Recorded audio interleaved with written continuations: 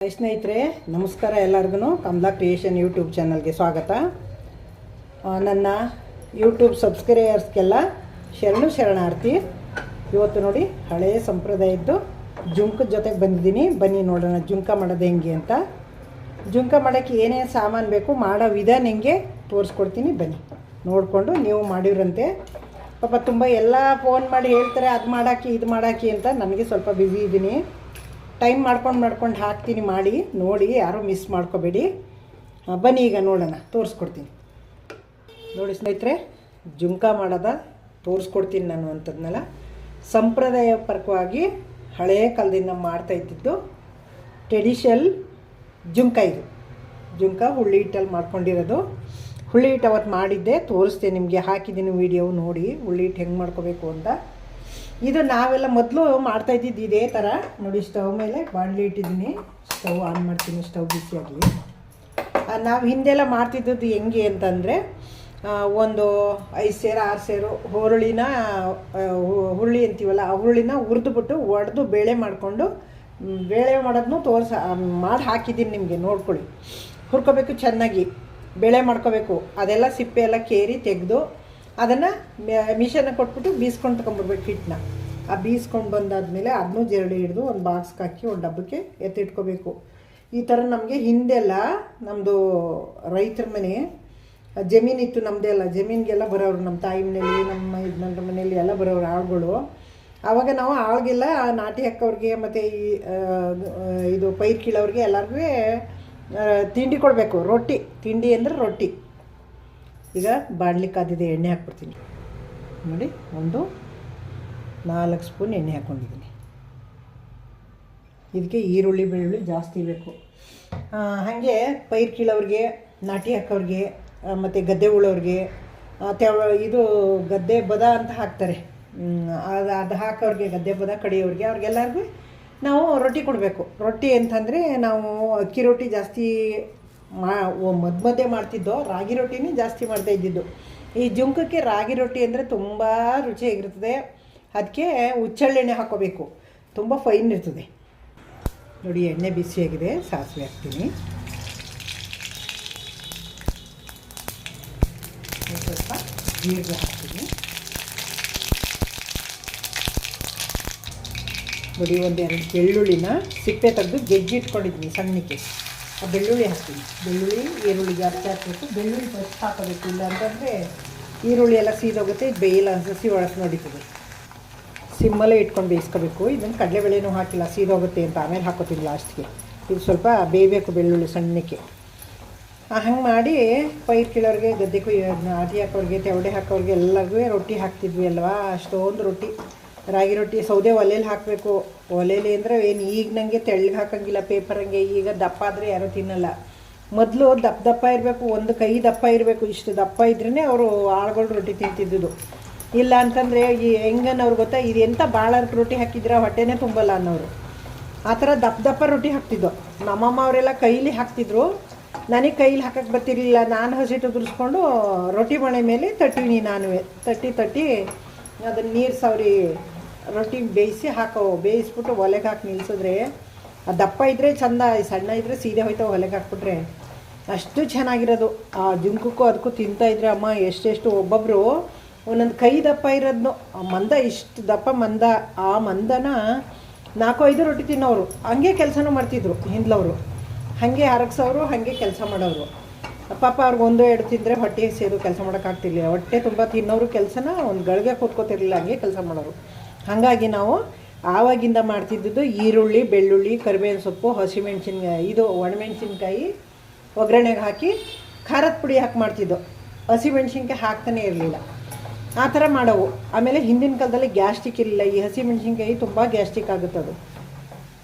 ಆಮೇಲೆ ಈಗಿನವರೆಲ್ಲ ಏನು ಮಾಡ್ತಾರೆ, ಜುಂಕ ಮಾಡಬೇಕಾದ್ರೆ ಅದು ಜುಂಕ ಅನ್ಸ್ಕೊಳ್ಳೋದೇ ಇಲ್ಲ, ನಮಗೆ ಸಾಗು ತಿಂದಂಗೆ ಆಗುತ್ತೆ ಅದು. ತರಕಾರಿಗಳೆಲ್ಲ ಹಾಕ್ತಾರೆ, ಟೊಮೊಟೊ ಹಣ್ಣು, ಕ್ಯಾರೆಟು, ಬೀನ್ಸು, ಆಲೂಗೆಡ್ಡೆ ಎಲ್ಲ ತರಕಾರಿನೂ ಹಾಕಿ ಮಾಡ್ತಾರೆ. ಅದು ಸಾಗು ಥರ ಆಗುತ್ತೆ. ಅದನ್ನು ಮಾಡೋಕ್ಕೆ ಹೋಗಬಾರ್ದು. ಬರೀ ಇದನ್ನೇ ಮಾಡಬೇಕು, ಈರುಳ್ಳಿ ಬೆಳ್ಳುಳ್ಳಿ ಹಾಕಿ ಬರೀ ಹಸಿಟ್ಟಾಗಿ ಜುಂಕ ಮಾಡಿದ್ರೆ ತುಂಬ ಚೆನ್ನಾಗಿರ್ತದೆ. ಅದು ಜುಂಕ ಅನ್ನಿಸ್ಕೊತದೆ. ನಮ್ಮದು ಆಗ ಸಂಪ್ರದಾಯದವಾಗಿ ಮಾಡ್ತಿದ್ದದ್ದು ಜುಂಕ ಇದು ನೋಡಿ. ಈಗ ಒಂದು ಅರ್ಧ ಬೆಂದಿದೆ. ಈಗ ಕಡಲೆಬೇಳೆ ಹಾಕೋಣ ನೋಡಿ. ಒಂದು 2 ಟೇಬಲ್ ಸ್ಪೂನಷ್ಟು ಕಡಲೆಬೇಳೆ ಹಾಕ್ತೀನಿ. ಇವು ಒಂಚೂರು ಬೇಕಲ್ಲಿ ನೋಡಿ. ಈಗ ಚೆನ್ನಾಗಿ ಬೆಳ್ಳುಳ್ಳಿ ಎಲ್ಲ ಬೆಂದಿದೆ. ಈಗ ಈರುಳ್ಳಿ ಹಾಕ್ತೀನಿ ನೋಡಿ. 2 ದೊಡ್ಡದು ಈರುಳ್ಳಿ ಕಟ್ ಮಾಡಿ ಇಟ್ಕೊಂಡಿದ್ದೆ, ಈರುಳ್ಳಿ ಹಾಕ್ತಿದ್ದೀನಿ. ಈರುಳ್ಳಿ ಬೆಳ್ಳುಳ್ಳಿನೇ ಜಾಸ್ತಿ ಹಾಕ್ಬೇಕು, ಏನೂ ತರಕಾರಿ ಹಾಕಬಾರ್ದು, ಹಾಗೆ ಮಾಡಬೇಕು, ತುಂಬ ಚೆನ್ನಾಗಿರ್ತದೆ. ನೋಡಿ ಸ್ನೇಹಿತರೆ, ಕರಿಬೇವಿನ ಸೊಪ್ಪು ಹಾಕ್ತೀನಿ. 1-2 ಹಸಿಮೆಣಸಿನ್ಕಾಯಿ, ಒಣಮೆಣಸಿನ್ಕಾಯಿ ಒಗ್ಗರಣೆ ಹಾಕ್ತೀನಿ. ನೋಡಿ ಸ್ನೇಹಿತರೆ, ಇಲ್ಲಿ ಒಂದು ಸಣ್ಣದೊಂದು ನಿಂಬೆಹಣ್ಣು ಅಷ್ಟಪ್ಪ ಹುಣಸೆಹಣ್ಣ ನೆನೆಸಿ ಕಲಸಿಟ್ಕೊಂಡಿದ್ದೀನಿ ನೋಡಿ. ಅದಕ್ಕೆ ಇದು ಹುಳ್ಳಿ ಹಸಿಟ್ಟು, 2 ಸ್ಪೂನು ಹುಳ್ಳಿ ಹಸಿಟ್ಟು ಹಾಕೋತೀನಿ. ಇದನ್ನು ಗಂಟೆ ಇಲ್ದಂಗೆಲ್ಲ ನೈಸ್ಗೆ ಕಲಿಸ್ಕೊಳ್ಳೋಣ. ಅದೀಗ ಅದ್ರ ಜೊತೆಗೇ ಖಾರಕ್ಕೆ ಎಷ್ಟು ಬೇಕೋ ಅಷ್ಟು ಖಾರದ ಪುಡಿ ಹಾಕೋತೀನಿ. ನಾನು ಇವತ್ತು ಹಸಿ ಮೆಣಸಿನ್ಕಾಯಿ ಹಾಕಿಲ್ಲ, ಬರೀ ಖಾರದ ಪುಡಿ ಹಾಕ್ಕೊಂಡಿದ್ದೀನಿ. ಇನ್ನೊಂದು 1/4 ಸ್ಪೂನ್ ಹಾಕೋತೀನಿ, ಸ್ವಲ್ಪ ಮಾಡ್ತೀನಿ ನಾನು, ಅದಕ್ಕೆ ಇನ್ನೊಂದು 1/4 ಸ್ಪೂನ್ ಹಾಕೋತೀನಿ, ಸಾಕು. ಎಷ್ಟು ಹಾಕೊಂಡು ಎಲ್ಲನೂ ಚೆನ್ನಾಗಿ ಗಂಟು ಹೊಡಿಯಂಗೆ ಮಿಕ್ಸ್ ಮಾಡ್ಕೋಬೇಕು. ನೋಡಿ ಸ್ನೇಹಿತರೆ, ಚೆನ್ನಾಗಿ ಗಂಟು ಇಲ್ದಂಗೆ ಕಲಸಿಟ್ಕೊಂಡಿದ್ದೀನಿ. ಈಗ ಒಗ್ಗರಣೆನೂ ಬೆಂದಿದೆ, ಅದರೊಳಗೆ ಹಾಕೋಣ. ಹೀಗೆ ಹುಯ್ಕೊಂಡು ತಿರುಗಿಸ್ಬೇಕು. ಇದು ಗಟ್ಟಿ ಆಗುತ್ತೆ. ಇದಕ್ಕೆ ಸ್ವಲ್ಪ ನೀರು ಹಾಕಬೇಕು. ಇನ್ನೊಮ್ಮೆ ತೊಳೆದು ಸ್ವಲ್ಪ ನೀರು ಹಾಕೋಣ. ನೋಡಿ ಸ್ನೇಹಿತರೆ, ಈಗ ಹುಳಿ ಖಾರ ಹಾಕಿದ್ದೀನಿ. ಈಗ ರುಚಿಗೆ ತಕ್ಕಷ್ಟು ಉಪ್ಪು ಹಾಕ್ತೀನಿ. ಇಷ್ಟು ಹಾಕ್ತೀನಿ, ಕಲ್ಲುಪ್ಪು. ಇದು ನನಗೆ ಕೈಲೇ ಬೇಸನ ಕೈಲೇ ಹಾಕ್ತೀನಿ. ಕಲ್ಲುಪ್ಪು ಅಲ್ವ, ಸ್ಟ್ರಾಂಗ್ ಇರುತ್ತೆ, ಸಾಕಷ್ಟು. ಈಗ ಕುದೀಲಿ ಇದು. ನೋಡಿ ಸ್ನೇಹಿತರೆ, ಇದು ಚೆನ್ನಾಗಿ ಬೇಯ್ತಾ ಇದೆ, ಗಂಜಿ ಥರ ಇದು. ಈಗ ಇದಕ್ಕೆ ಹಸಿಟ್ಟು ಹಾಕೋಣ. ಈಗ ನೋಡಿ, ಹಸಿಟ್ಟು ಹಾಕ್ಬಿಟ್ಟು ಒಂದು 2 ನಿಮಿಷ ಬೇಯಕ್ಕೆ ಬಿಡೋಣ. ಹಿಂಗೆ ನಾವು ಮುದ್ದೆ ಮಾಡಬೇಕಾದ್ರೆ ಹೀಗೆ ಎಲ್ಲ ಹಾಕೊಳ್ಳೋದು, ಹೀಗೆ ಹಾಕೋದು. ಹೇಳ್ತಾದ್ರೆ ಆಮೇಲೆ ಒಂಚೂರು ಹಾಕೋಬೋದು. ಚೂರು ಮುಚ್ಚಿ ಬೇಯಕ್ಕಿಡೋಣ. ನೋಡಿ, ಎಷ್ಟು ಚೆನ್ನಾಗಿ ಬೆಂದಿದೆ. 2 ನಿಮಿಷ ಬೆಂದಿದೆ. ಈಗ ತಿರುಗಿಸೋಣ. ಹಿಂಗೆ ಉರಿ ಸಣ್ಣ ಮಾಡಿಕೊಂಡು ತಿರುಗಿಸ್ಬೇಕು. ಹಿಂಗೆ ತಿರುಗಿಸಿದ್ರೆ ಅದೇ ಗಂಟು ಹೊಡೆದು ಚೆನ್ನಾಗಾಗುತ್ತೆ.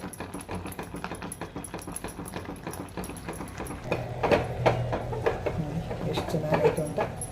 ಗಂಟು ಇಲ್ಲ, ಎಂಥದ್ದು ಇಲ್ಲ. ನಾನು ಈ ಥರ ಬೆಂದಿ ಕಾಯಿಸ್ಕೊಂಡು ಹಿಂಗೆ ಹಸಿಟ್ಟು ಹಾಕಿ ಬೇಯಿಸಿ ಮಾಡಿದ್ರೆ ಚೆನ್ನಾಗಿ ಬರ್ತದೆ ಇದು.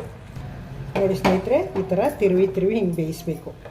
ನಮ್ಮ ಕಡೆ ಎಲ್ಲ ಈ ಥರ ಸಣ್ಣದ್ರಲ್ಲಿ ತಿರುವಕ್ಕೆ ಆಯ್ತಿರ್ಲಿಲ್ಲ. ಮುದ್ದೆ ದೊಣ್ಣೆ ತೊಗೊಂಡು ತಿರುತ್ತಿದ್ದೋ ನಾವು 2 kg 3 kg ಈರುಳ್ಳಿ ಹಾಕಿ ಮಾಡ್ತಿದ್ದೋ. ಅಷ್ಟು ಜನಕ್ಕೆಲ್ಲ ಮಾಡಬೇಕಲ್ಲ, ಚಟ್ನಿ ಮಾಡಿ ಎಲ್ಲಿ ಪೂರೈಸೋಕೈತಿತ್ತು. ಎಷ್ಟು ಜನಕ್ಕೆ ಅಂತ ಚಟ್ನಿ, ಎಷ್ಟು ತೆಂಗಿನಕಾಯಿ ಹೊಡೆದು ಮಾಡ್ತೀರಾ, ಎಷ್ಟು ಬೇಳೆ ಹಾಕಿ ಮಾಡ್ತೀರಾ, ಕಾಳು ಹಾಕಿ ಮಾಡ್ತೀರಾ. ಹಾಗಾಗಿ ನಾವೇನು ಮಾಡ್ತಿದ್ದೋ, ಹೀಗೆ ಇದನ್ನೇ ಮಾಡ್ತಿದ್ದದ್ದು. ಮುದ್ದೆ ದೊಣ್ಣೆ ತೊಗೊಂಡು ಹಿಂಗೆ ತಿರುಗಿಸಿ ಬೇಯಿಸೋ. ಹಿಂಗೆ ನೋಡಿ ಎಷ್ಟು ಚೆನ್ನಾಗಿ ಬಂದಿದೆ ಅಂತ, ಘಮ ಘಮ ಅಂತ ಇದೆ. ನೋಡಿ ಸ್ನೇಹಿತರೆ, ಇದು ಈ ಥರ ಹಿಂಗೆ ತಳ ಬಿಟ್ಟು ಬರಬೇಕು. ಹಿಂಗೆ ನೋಡಿ, ಒಂದು ತೋಕೆ ಹೆಂಗೆ ಮುದ್ದೆ ಆಗ್ತಾಯಿದೆ. ಹಿಂಗಾದರೆ ಚೆನ್ನಾಗಿ ಬೆಂದಿದೆ ಅಂತ. ಈಗ ಇನ್ನೇನು ಬೇಕಾಗಿಲ್ಲ ಇದಕ್ಕೆ. ಆಮೇಲೆ ಏನು ಮಾಡಬೇಕು ಅಂತ, ಹಿಂಗೆ ಕೈಯಲ್ಲಿ ಮುಟ್ಟು ನೋಡಿದ್ರೆ ನೋಡಿ, ಕೈ ಗಂಟಲ್ಲ, ಹಿಂಗೆ ಗಂಟಬಾರ್ದು ಕೈಗೆ. ಹಾಗಾದರೆ ಚೆನ್ನಾಗಿ ಬೆಂದಿದೆ ಅಂತ. ಈಗ ಆಫ್ ಮಾಡಿಬಿಡೋಣ ಸ್ಟವ್ನ. ಈಗ ನೋಡಿ, ಕ್ಲೋಸ್ ಮಾಡಿ ಇಟ್ಬಿಡೋಣ ಒಂದು 5 ನಿಮಿಷ. ನೋಡಿ ಸ್ನೇಹಿತರೆ, ಬಿಸಿ ಬಿಸಿ ರಾಗಿ ರೊಟ್ಟಿ ಚಳಿಗೆ ಓದ್ಕೊನು ಜುಮ್ಕ ರೆಡಿಯಾಗಿದೆ. ನೋಡಿ, ಸುಟ್ಟೋಗ್ತಾ ಇದೆ ರೊಟ್ಟಿ ಅಂತ ಅಮ್ಮ. ಎಷ್ಟು ಬಿಸಿ ಬಿಸಿ ರಾಗಿ ರೊಟ್ಟಿ ಮಾಡಿದ್ದೀನಿ. ಇದಕ್ಕೆ ರಾಗಿ ರೊಟ್ಟಿ ಆದ್ರೇ ತುಂಬ ಟೇಸ್ಟ್ ಚೆನ್ನಾಗಿರೋದು. ನೋಡಿ ಎಷ್ಟು ಗಟ್ಟಿಯಾಗಿದೆ. ಈಗ ಇದು ತೊಗೊಂಡು ಹುಚ್ಚೆಳ್ಳೆಣ್ಣೆ ಹಾಕ್ಕೊಂಡು ತಿಂತಾಯಿದ್ರೆ ತುಂಬ ಫೈನಾಗಿರ್ತದೆ. ಈಗ ಹುಚ್ಚೆಳ್ಳೆಣ್ಣೆ ಇಲ್ಲ ನನಗೆ, ಹುಚ್ಚೆಳ್ಳೆಣ್ಣೆ ಹಾಕಲ್ಲ, ಬರೀ ಹಾಗೆ ತಿನ್ನೋಣ. ನೋಡಿದ್ರಿ ಅಲ್ವಾ ಜುಮ್ಕ ಮಾಡೋದು ಹೆಂಗೆ ಅಂತ. ನೀವು ಮಾಡಿ ಟೇಸ್ಟ್ ಹೆಂಗೆ ಬಂತು ಅಂತ ಹೇಳಿ. ಹಾಗೇ ಒಂದು ಕಮೆಂಟು, ಒಂದು ಲೈಕು, ಒಂದು ಶೇರು ಮರಿಬೇಡಿ. Thank you. ನೆಕ್ಸ್ಟು ಇನ್ನೊಂದು ಸೂಪರ್ ವಿಡಿಯೋ ಜೊತೆಗೆ ಬರ್ತೀನಿ. ನೋಡಿ, ನೋಡ್ತೀನಿ ಬನ್ನಿ. ಬಿಸಿ ಬಿಸಿ ರೊಟ್ಟಿ, ಬಿಸಿ ಜುಮ್ಕ ತಿನ್ನೋಣ, ಟೇಸ್ಟ್ ನೋಡೋಣ ಬನ್ನಿ. ನಾನಂತೂ ನೋಡ್ಬಿಡ್ತೀನಿ ಈಗ ಟೇಸ್ಟ್ ಹೆಂಗಿದೆ ಅಂತ. ನೋಡಿ,